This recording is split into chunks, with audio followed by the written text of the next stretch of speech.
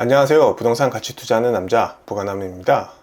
네, 오늘은 실거주하기도 좋고 투자용으로도 좋은 그런 아파트 물건을 한번 분석해 보도록 하겠습니다. 네, 물건 번호 2022 타경 56123입니다. 분당구 임해동에 있는 물건이고요. 임해촌 아파트 201동 704호 되겠습니다. 대지권은 14.52평, 건물 면적은 전용 면적 기준으로 25.68평입니다. 지금 평형 기준으로는 32평 아파트라고 생각하시면 됩니다.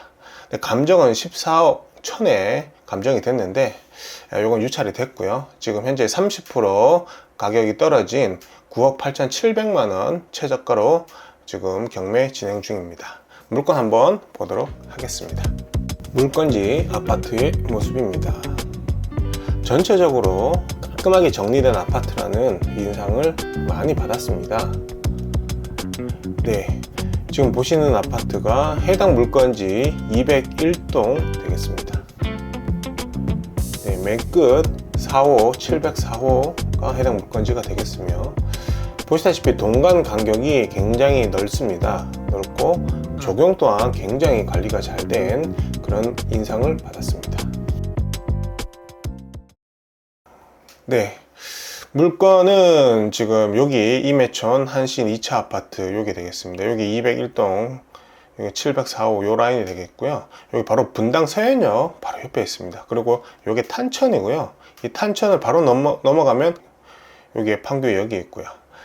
그래서 생활권은 분당 서현역 생활권과 판교역 생활권 같이 누릴 수 있는 그런 입지다, 이렇게 볼 수 있겠습니다. 그다음 내부 구조는 이게 옛날 아파트입니다. 1기 신도시 옛날 아파트다 보니까 구조는 그렇게 좋진 않아요. 이제 뭐 거실 있고 방 하나, 둘, 세 개, 욕실 두 개, 주방 있는 뭐 그런 옛날 아파트 되겠습니다. 향은 남동 향이 되겠습니다. 93년 11월 달에 입주가 시작된 연식 30년 된 아파트 되겠습니다. 그리고 권리 분석 한번 보도록 하겠습니다. 네, 권리 분석을 등기부를 한번 보면은 2003년도에 이분이 지금 상속을 받으셨네요. 상속 받으셨고 2020년에 근저당 받으셨습니다. 이게 선순위 근저당이 되겠으며, 저축은행에서 9억 8,500 받았습니다. 이게 말소 기준 권리가 되고, 이 권리를 포함한 이후에 등기된 모든 권리들은 소멸됩니다. 네, 깨끗해집니다. 등기부 문제 없습니다. 임차인 한번 보겠습니다. 임차인은 지금 최윤선 씨라고 되어 있는데 전입일자가 지금 잡혀 있진 않아요. 그런데 기타 사항을 보면 이분은 소유자분의 며느리라고 하고 임대차 관계는 없다고 했습니다. 그리고 이분은 자신의 아들과 시어머니 소유 아파트에서 임대차 관계 없이 거주하고 있다고 함. 즉 전입일자가 없기 때문에 말소 기준 권리랑 비교해 볼 수 있는 날짜 자체가 없어요. 즉 대항력이 있으려고 하면 말소 기준 권리보다 빠른 날짜로 전입이 되어야 되는데 그 자체가 없기 때문에 대항력이 없습니다. 이 임차인은 명도가 아주 쉬운 대항력이 없는 그런 임차인 되겠습니다. 그 다음에 입지를 한번 보도록 하겠습니다. 지금 아파트의 경우에서 저는 이제 입지를 볼 때는 크게 5가지를 보는데, 첫 번째 직장부터 한번 보도록 하겠습니다. 지금 현재 위치가 여기에요. 여기 보면은 이제 판교 유명하죠. 판교 테크노블레 있죠. 그 다음에 정자역 같은 경우는 이제 네이버, 그 다음에 HD 현대, 두산, 그 다음에 SK 하이닉스 이렇게 대기업들이 있고요. 그 다음에 순회 서현 쪽으로 해서 순회는 SK텔레콤 분당 지점이 있고, 서현에도 크고 작은 회사들이 굉장히 많이 있습니다. 판교 테크노밸리는 뭐 네이버, 카카오, 그 NC소프트, 안랩, 한글과 컴퓨터 등등 너무나 많은, 제가 알기로는 7만 5천 개 정도의 일자리가 지금 판교역에 있습니다. 판교 테크노밸리에. 그러니까 굉장히 많은 직장인이 분포되어 있다. 즉, 이 해당 물건지에서부터는 대중교통으로 10분 이내에 갈 수 있다, 이렇게 보시면 되고요.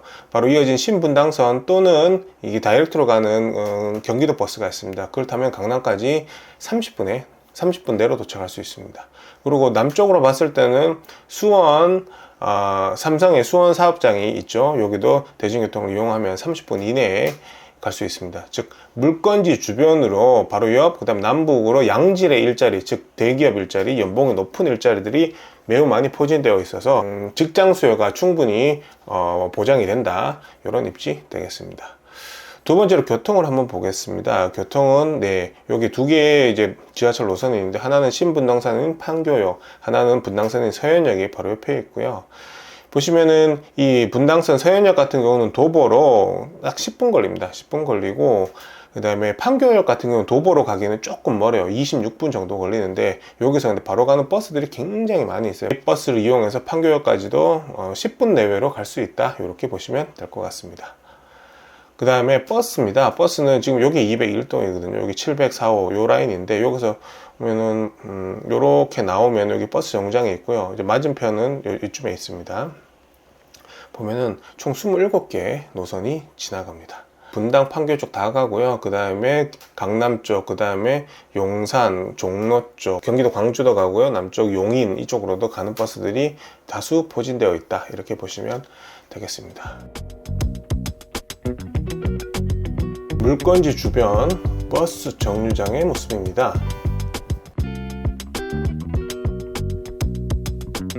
27개 노선이 정차하는 그런 버스 정류장이 되겠습니다. 그 다음에 학군 한번 보도록 하겠습니다. 학군은 분당 학군 유명하죠. 공부 잘하는 걸로 유명한데, 이 해당 물건지 옆에 가장 가까운 중학교 송림중학교라고 있는데요. 여기 뭐 매성중학교도 있고, 일단 송림중학교만 먼저 보면은 이게 학력 보면 이게 학업 성취도 되겠습니다. 이게 92.7%인데요. 경기도 평균이 74.6%고요. 분당구 평균이 91.1%입니다. 경기도 평균보다는 약 20%포인트 높고, 분당구보다도 좀 높은 그런 이제 학군이 되겠습니다. 그리고 고등학교 같은 경우는 학업 성취도 평균이 87.1%인데, 경기도가 평균이 76.5고, 분당이 80.4예요. 고등학교 학군 같은 경우는 경기도보다는 높은데 분당구에서는 한 평균 정도 된다, 이 정도로 볼 수가 있겠습니다. 그러면 우리나라 최고의 학군이라고 할 수 있는 강남 학군을 한번 비교해 보도록 하겠습니다. 먼저 중학교인데요. 서울 강남구랑 경기도 성남시 분당구를 이제 중학교 학군을 비교해 봤습니다. 이제 여기 X축이 학업 성취도고 Y축이 특목고 진학률 퍼센티지가 되겠습니다. 이게 서울 평균, 강남구 평균이 되는데요. 학업 성취도는 당연히 서울 평균이 78하면 강남구 평균은 90이 조금 넘네요. 근데 이제 요 색깔이 이제 강남이고, 성남시 분당구 학군도 이렇게 되어 있습니다. 거의 중학교 기준으로 보면 거의 비슷비슷하거나, 아니면은 오히려 분당구 쪽 중학교들이 학업 성취도가 조금 더 높은 애도 보이고, 또 특목고 진학률로 봤을 때도 이제 압구정, 뭐 신구 이런 쪽은 압도적으로 높은데, 그 외에는 그 2위권에는 이제 분당구 중학교가 지금 포진되어 있는 걸 확인할 수가 있습니다. 그 다음에 고등학교를 한번 보면요, 똑같습니다. 강남구랑 분당구를 한번 비교를 해볼게요. X축이 학업 성취도고 Y축이 대학교의 진학률입니다. 보면은 학업 성취도 평균적으로 봤을 때는 1등이 여기 성남이 좋겠네. 이거는 성남 외고입니다. 성남 외고고, 뭐 분당고, 낙생고 이렇게 보이고요. 오히려 고등학교 학업 성취도 퍼센티지는 분당고가 평균적으로 조금 더 높지 않나, 이렇게 좀 보이긴 합니다. 예, 네, 여기 서울 평균이고 강남구 평균이고. 예. 한번 정리를 해보자면, 분당구나 서울 강남구 학군, 중학교, 고등학교 두 개 비교했을 때 학업 성취도와 특목고 또는 대학 진학률, 그 기준으로 봤을 때는 거의 차이가 나지 않습니다. 학군도 훌륭하다, 이렇게 결론 내릴 수 있겠습니다. 그 다음에 인프라를 한번 보겠습니다. 여기가 지금 별표 있는 데가 해당 물건지고요. 제가 인프라를 볼 때는 크게 대형 마트, 즉 도보로 이동 가능한 거리에 있는 대형 마트, 그 다음에 병원, 의원, 그 다음에 도서관을 저는 중점적으로 보거든요. 주위에 보면은 여기 주변으로 풍림 아이원마트, 이마트 에브리데이, 롯데프레쉬, 데일리마트, AK프라자, 분당식품관, 이렇게 백화점 식품관 되겠습니다. 주변으로 도보 한 10분 이내에 한 5개 정도의 대형마트가 지금 보이고요. 생활하는데 크게 문제는 없겠죠. 사실 큰 거 하나만 있어도 뭐 장보고 생활하는데 문제는 없으니까요. 병의원 한번 보겠습니다. 엄청 많죠. 여기 왜냐면 서현역 상권이기 때문에 굉장히 병의원이 많습니다. 여기 분당 재생병원 같은 경우는 종합병원급이에요. 종합병원급 하나 있고, 그 다음에 내과, 피부과, 그 다음에 성형외과, 이비인후과, 여성병원, 병원도 아주 많습니다. 문제 없을 것 같습니다. 그 다음에 도서관입니다. 여기가 서현 도서관인데요. 도보로는 19분 정도 걸리고요. 실제로 걸어 다니면 다닐 만한 거리다, 도보로도 가능하다, 이렇게 볼 수 있겠습니다. 네, 인프라 전부 다 훌륭한 그런 입지 되겠습니다. 그 다음에 자연, 저는 공원이라고 봤는데, 물론 이 바로 옆에 돌마공원, 서현 근린공원이 있긴 한데 규모가 좀 작아서 요건 뺐고요. 바로 옆에 이게 탄천 공원이라서 이게 탄천도 바로 사실 이용할 수 있고요.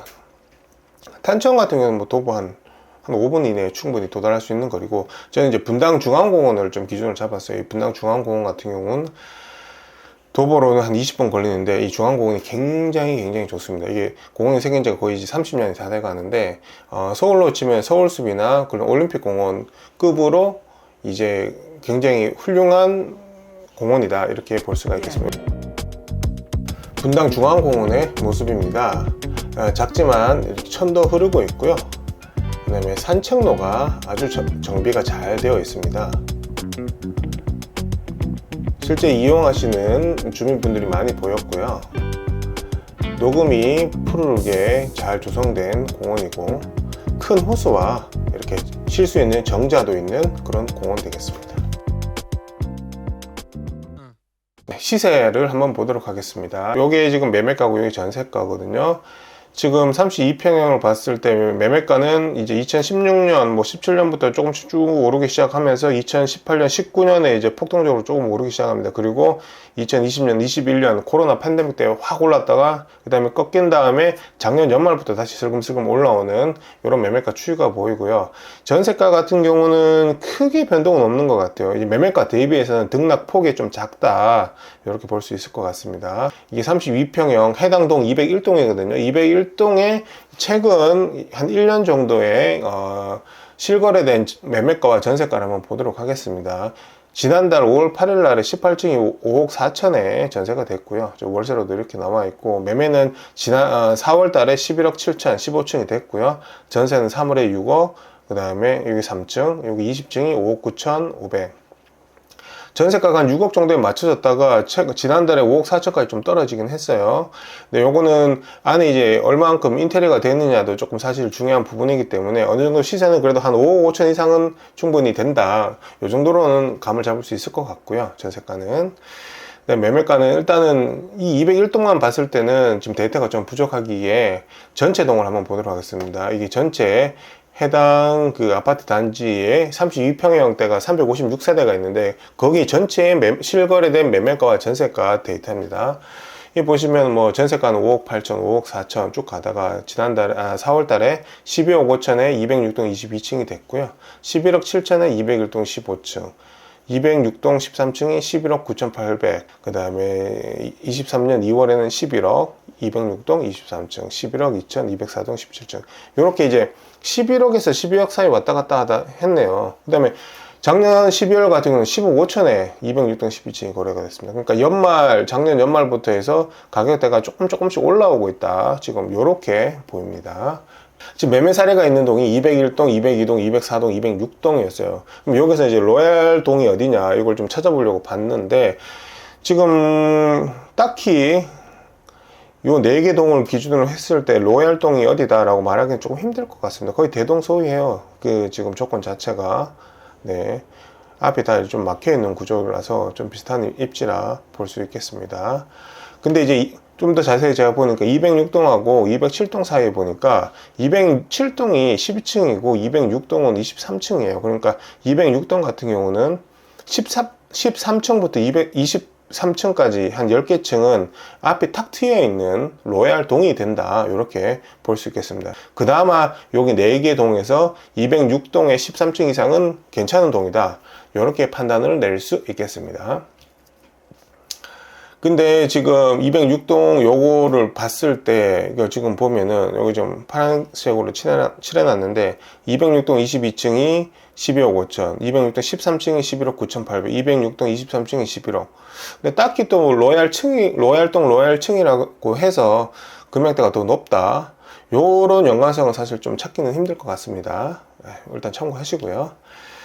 그 다음에 네이버 매물을 한번 봤습니다. 201동 기준으로 현재 나와 있는 네이버 호가입니다. 호가 나와 있는 물건을 보니까 17층이 12억 5천, 11층이 12억, 4층이 11억 9천, 1층이 13억이 나와 있어요. 지금 나와 있는 거는 11억 9천에서 12억 5천 이렇게 왔다 갔다 되어 있다. 해당 물건은 7층이니까 뭐 네이버 호가 기준으로 보면 한 12억 정도로 지금 보이긴 하는데, 요건 호가고, 일단 201동 전세 물건은 없고, 그러면 주변에 그다음 월세 물건만 봤을 때는 2억에 150 정도 17층이 남아 있다. 뭐 이렇게 지금 보입니다. 요거는 월세를 전세로 환산하면은 한 6억 한 2, 3천 정도 될 것 같습니다. 전세로 환산했을 경우 이렇게 지금 네이버 호가가 나와 있고요. 그래서 결론을 내려보겠습니다.